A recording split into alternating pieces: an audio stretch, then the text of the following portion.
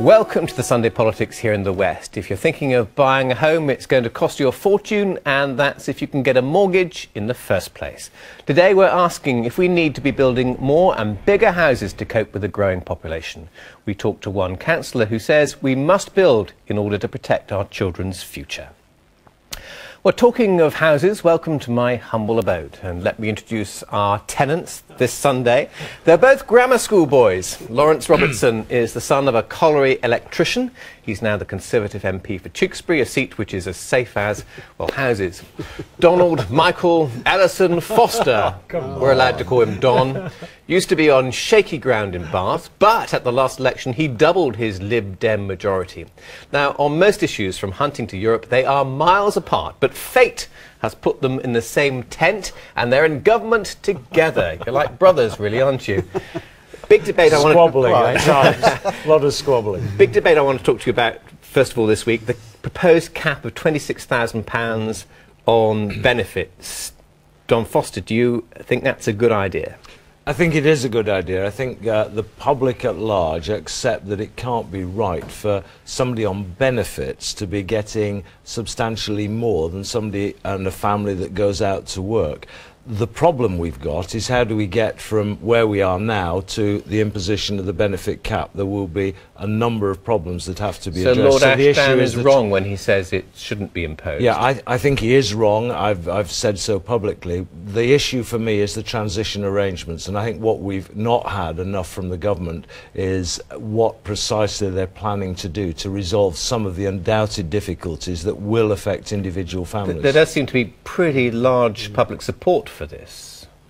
Well, it's something which has been building up for decades and nobody has done anything about it, and I'm sure Don's the same. I get a lot of letters from people saying I've worked hard all my life, we've might have even fought in the war, and we're absolutely so much worse off than people who have done nothing and are on benefits. Now, a lot of people are on benefits through no fault of their own, but we have to make sure that, for example, some nurses, some teachers are actually no worse off. Do you know many rich people on benefits? Well, it depends what you describe as a benefit. Housing benefit is paid regardless of income. So yes, there are rich people who draw some benefits. And that's £400 a week is the maximum housing benefit. I think the important thing to remember is somebody has to earn £35,000 a year to come home with £26,000.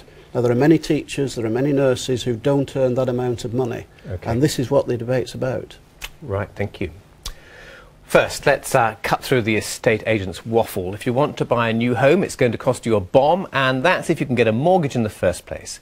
For years, prices have been going up, and rooms have been getting smaller and smaller. Well, now local councils are trying to sort out this problem by allowing more homes to be built, and with a bit of luck, they might be bigger than a rabbit hutch. Here's Chris Briley. Gemma and Gordon are first-time buyers. Like many, they can't get on the housing ladder. We've been mainly looking at two-bedroom houses around Bradley Stoke, around £150,000, and there's just not many of them, and just not in very good locations. I just don't understand why they have to put them so everyone's so on top of each other. I just feel that, all of these new estates that we've looked at, you are literally living so close together with no parking. From Whitehall to a village hall near you, councillors across the West are now deciding where over 500,000 new homes will be built in our region over the next 20 years. People say, well, what's sustainability mean? Well, it means many things, but the one thing it does mean is don't cheat on your children. We don't have a real robust plan. We are cheating on the children of the future, and we shouldn't do that. But for those living in villages where new housing developments are planned, there's some real concerns. Well, we're not a NIMBY because what we're more concerned about is the potential for such a ridiculous development on these green fields, throttling the lifeblood out of Stroud Town, which is where we are all attached. We've heard from our couple. They're worried about the size and price of these new homes, and it's something a former West MP is warning councillors to think about when drawing up their plans. We need homes. I mean, there are people who are desperate to get into homes, but the danger is if you just go for large-scale development, they're not popular, and often you're building the wrong sort of houses in the wrong places. So I've always been in favour of dispersal. We need to regenerate our villages, and we need to make sure that we get housing for older people and younger people in the right place. Whilst we're being asked for our views on housing plans, Gemma and Gordon's search for their first affordable home goes on. Well, an experience shared by many couples. Well, Derek Davis is the Conservative councillor in charge of development at Tewkesbury Borough Council. You saw him in that film. At the stately age, I hope you won't mind me saying, of 81. He's one of our most senior local politicians. He's been a councillor for over 20 years. So what can you do to help young couples in your areas? They want a nice house, they want it affordable, and they don't want it too small. Yes, well, it's a case of haves and have-nots. If you live in a house, you're a have. If you are homeless, you're a have-not. And what we're trying to do is cut down and build more housing. And the only way you can do that is by having a 20-year plan, which of course we've got. And the only way you can have it is by having a planning strategy. Yeah, we've been talking about this for years. Why hasn't it happened? Perhaps you could blame previous governments. Not your government at all. Oh, our government has made amazing moves so far.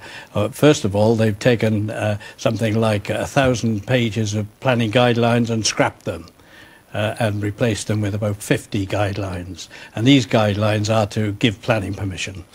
Right, but are you going to do it? Because very often it's difficult as a local council, isn't it? Because there is a lot of local opposition. Not a lot. Few have-nots. What do you mean the few have-nots? Well, what I mean by that is that if you ask anybody that says, and that sometimes the little organisations say, well, we don't want these houses for all sorts of various reasons, I call those the haves. Right.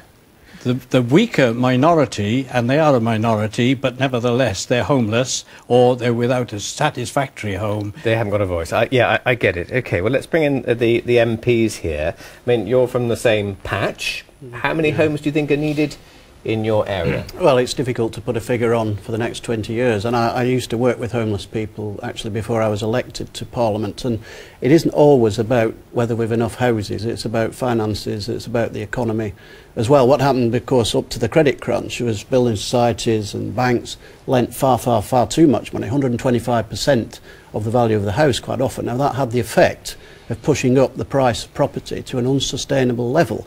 So that's one of the problems, and we've got to correct that as well. OK. Don Foster, I mean, how do you build houses in Bath? We are doing. I mean, one of the things that we've had is the government has now provided lots of additional financial support. We've already heard about the support in terms of planning. They've also made government land available. And so in Bath, we're going to have the 3 disused MOD sites, or soon to be disused, where a lot of housing, probably about 1,500 homes will go there. We're developing Western Riverside, where we're going to get more homes. But you see, the interesting thing is that at the moment, if you go to a place like Bath, at the moment it will cost you 14 times the average salary to be able to pay for the average price house. And that puts the finances out of the market, and that's where we're starting to help people with shared ownership. Let's bring you back here. I mean, is it that there aren't enough houses, or people simply can't afford them? Well, we haven't built enough houses over the last 10, 20 years. Which has put the price up, of course. That puts the price up, and then as a result of that, the developers, of course, have been stagnant. And that's what we're taking on now, a stagnant position. So what we've got to do is use innovative ideas on top of what the government innovatively have already done. So if someone comes to you and complains and says, look, we don't want this new housing estate next to us, or it's on the green belt or whatever, are you going to say on your bike, because he's worried about the have-nots, or are you going to say, yes, I'll support you? Of course, we have to build houses in the right area. Coming from Tewkesbury, I know the damage which can be done not only to the Greenbelt, but to the flood risk area as well. We had terrible floods 4.5 years ago when people were living in caravans for over a year as a result of it. So we have to build them in the right places. But Derek's right, the number of houses being built did drop off, and they started at the point of the credit crunch. There were no changes in the planning rules at that time. It dropped off because of the change in the economy, and that has caused a problem. Derek is right. That has caused a problem. Derek, you're right. We'll leave that last word with you. Thank you very much indeed for coming in today. Nice to see you. Thank you. Now, for anyone angry at Europeans meddling in our affairs, this was a big week. David Cameron toured Europe talking tough, including a stop in Strasbourg to put the Court of Human Rights in its place. At least that's one version of events, because Paul Baltrop found it rather more entente cordiale as he joined West Country MPs in Strasbourg. They laid on a red carpet in Strasbourg this week.